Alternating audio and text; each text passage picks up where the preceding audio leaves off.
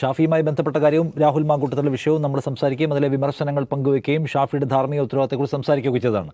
പക്ഷേ ഇപ്പോൾ എടുക്കുന്ന ഈ സ്ട്രാറ്റജി ഗുണം ചെയ്യില്ല എന്ന് ആദ്യം മനസ്സിലാക്കുന്നവരാണ്. ഇന്നിപ്പോൾ മനസ്സിലാക്കുന്ന ഡിവൈഎഫ്ഐയാണ്. ഡിവൈഎഫ്ഐയുടെ സംസ്ഥാന നേതൃത്വം പറയുന്നു ഷാഫിയെ തടയാൻ നമുക്കൊരു പദ്ധതിയുമില്ല, ഏതെങ്കിലും തരത്തിലുള്ള പ്രകോപനത്തിൽ നിങ്ങൾ വീണുപോകാൻ പാടില്ല, ഷാഫിയുടെ കയ്യിൽ പല കുതന്ത്രങ്ങളും ഉണ്ടാകും, ആ തന്ത്രത്തിൽ സഖാക്കൾ വീണുപോകരുത്, ജനാധിപത്യ മാർഗ്ഗരൂപിയായിട്ടുള്ള പ്രതിഷേധങ്ങൾ മാത്രമേ പാടുള്ളൂ എന്ന് ഡിവൈഎഫ്ഐ തന്നെയും മനസ്സിലാക്കുന്നു. ഇന്നത്തെ ഈ സംഭവത്തിൻ്റെ റിസൾട്ട് എന്താണ്? അതിൻ്റെ ബെനിഫിഷ്യറി ആരാന്ന് ചോദിച്ചാൽ അത് ഷാഫി മാത്രമാണ്. ഷാഫി പോകുമ്പോൾ ഒരു പ്രതിഷേധം നടക്കുന്നു, ആ പ്രതിഷേധം ഷാഫിയെ തടയുന്നു, അതൊരാൾ നായി എന്ന് വിളിക്കുന്നു, അത് കേൾക്കുമ്പോൾ ഷാഫി പുറത്തിറങ്ങുന്നു, നിങ്ങൾ സമരം ചെയ്തോളൂ, ഞാനും സമരം ചെയ്തിട്ടുണ്ട്, പക്ഷേ ഇങ്ങനത്തെ അധിക്ഷേപ വാക്ക് വിളിക്കരുതെന്ന് പറയുന്നു.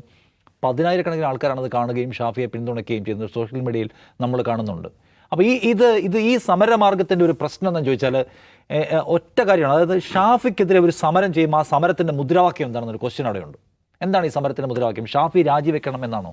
ഷാഫിയോട് വിമർശനം ഉന്നയിക്കാൻ കഴിയുന്ന ഒരു എപ്പിസോഡാണ് നമ്മൾ കഴിഞ്ഞ ഒരാഴ്ചയായിട്ട് കണ്ടുകൊണ്ടിരിക്കുന്നത്. പക്ഷേ നോക്കൂ, ആളുകൾ നോക്കുമ്പോൾ കാണുന്നത് എന്താണ്?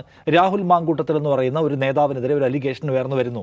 പരാതിക്കാരൊന്നുമില്ലെങ്കിൽ കുടിയമേളയെ യൂത്ത് കോൺഗ്രസിൻ്റെ സംസ്ഥാന അധ്യക്ഷ പദവി എന്ന് പറയുന്ന അയാളുടെ കയ്യിലുണ്ടായിരുന്ന ഏറ്റവും വലിയ പാർട്ടി പദവിയിൽ നിന്ന് എടുത്തു മാറ്റിയിരിക്കുന്നു. അയാളെ സസ്പെൻഡ് ചെയ്തിരിക്കുന്നു, അയാളെ നിയമസഭാ ബ്ലോക്കിൽ നിന്ന് മാറ്റി ഒറ്റക്കിരുത്തിയിരിക്കുന്നു, അയാളെ വാട്സാപ്പ് ഗ്രൂപ്പിൽ നിന്ന് പുറത്താക്കിയിരിക്കുന്നു, എല്ലാ കമ്മിറ്റിയിൽ നിന്നും പുറത്താക്കിയിരിക്കുന്നു. ജനം അത് കാണുകയാണ്. എന്നിട്ട് ആളുകൾ എല്ലായിടത്തേക്കും നോക്കും എവിടെയൊക്കെ ഇത്തരം നടപടികൾ ഉണ്ടായിട്ടുണ്ട്. അങ്ങനെ നോക്കുമ്പോൾ നടപടി ഉണ്ടാവാത്ത പരിസരം ഉണ്ടല്ലോ. ഇന്ന് മുഖ്യമന്ത്രി പിണറായി വിജയൻ വാർത്താ സമ്മേളനം നടത്തി അദ്ദേഹം ചില കാര്യങ്ങൾ ധാർമ്മികതയെ മുൻനിർത്തി പറയുമ്പോൾ എല്ലാ ആരോപണ വിധേയർക്കെതിരെയും ഈ നിലയ്ക്കുള്ള മാതൃകാപരമായ നടപടി ഉണ്ടായിട്ടുണ്ടോ ചോദിച്ച് അദ്ദേഹം സ്കിപ്പ് ചെയ്യുകയാണ് ചെയ്യുന്നത്. അപ്പോൾ ആളുകൾ ഇത് കാണുന്നുണ്ട്. അതായത് രാഹുൽ മാങ്കൂട്ടത്തിനെതിരെ കോൺഗ്രസ് ഒരു നടപടി സ്വീകരിച്ചു കഴിഞ്ഞു. 1 2 നടപടി സ്വീകരിച്ചു.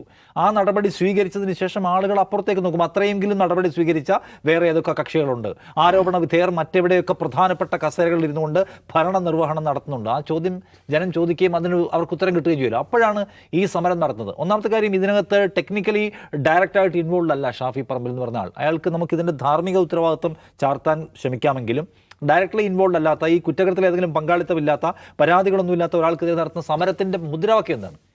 അത് വളരെ പ്രധാനപ്പെട്ട ചോദ്യമാണ്. ആ ചോദ്യത്തിന് ആൻസർ ചെയ്യാൻ പറ്റുന്ന എന്താണ് ഷാഫിയോട് നിങ്ങൾക്ക് പറയാനുള്ളത്?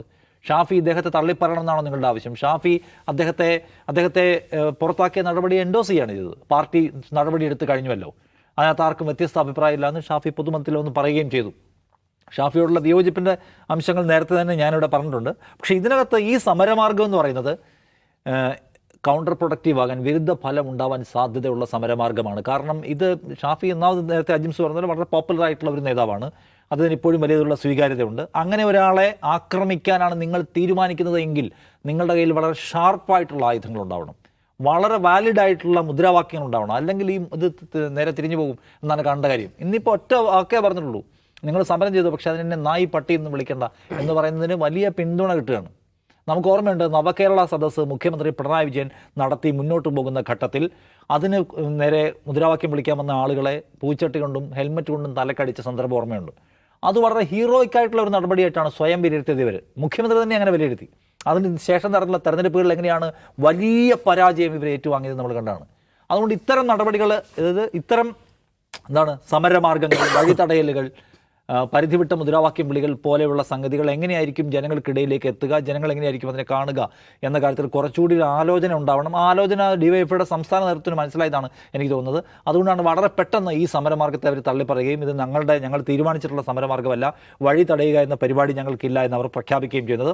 അപ്പോൾ ഈ ദിവസത്തിൻ്റെ ഒരു പ്രത്യേകത എടുത്തു നോക്കിയാൽ ഈ ഒറ്റ മൊമെൻ്റ് നോക്ക്. ഞാൻ കക്ഷി രാഷ്ട്രീയത്തിൻ്റെ സാധ്യതകളെയും അതിൻ്റെ പ്രയോഗങ്ങളെയും കുറിച്ചാണ് സംസാരിക്കുന്നത്.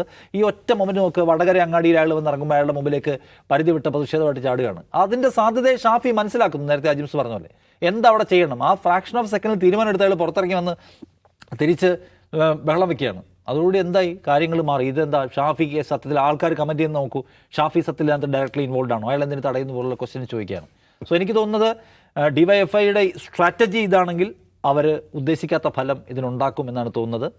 പിന്നൊന്ന്, ഇത് വലുതാക്കാനുള്ള ശ്രമം, നേരത്തെ പറഞ്ഞാൽ വലുതാക്കാനുള്ള ശ്രമം പലതരത്തിലുള്ള റിഫ്ലക്ഷൻസിന് സാധ്യതയുള്ളതാണ്, പലതരത്തിലുള്ള വാശിക്ക് സാധ്യതയുള്ള ഒന്നാണ്, പലതരത്തിലുള്ള തിരിച്ചടികളുടെ സാധ്യതയുള്ള ഒന്നാണ് എന്നതിനെ അവർക്ക് കാണേണ്ടി വരും. രണ്ടാമത്, ഈ മുകേഷിൻ്റെ കാര്യമായാലും പി ശശിയുടെ കാര്യമായാലും AK ശശീന്ദ്രൻ്റെ കാര്യമായാലും എല്ലാം വീണ്ടും ഉയർന്നു വരാനും അത് ചർച്ചയാകാനും വീണ്ടും വെക്കുന്ന വെടി നേരെ തിരിച്ചു വരാനുള്ള സാധ്യതയെ കൂടി മുൻനിർത്തിക്കൊണ്ട് വേണം ഈ സമരം എങ്ങനെ വികസിപ്പിക്കണമെന്ന ആലോചന ഉണ്ടാവാമെന്നാണ് എനിക്ക് തോന്നുന്ന ഒരു കാര്യം. അതുകൊണ്ട് കുറച്ചുകൂടി രാഷ്ട്രീയമായ കരുതലുണ്ടാവട്ടെ ഈ സമരത്തിന് എന്നാണ് ഞാൻ പറയുക.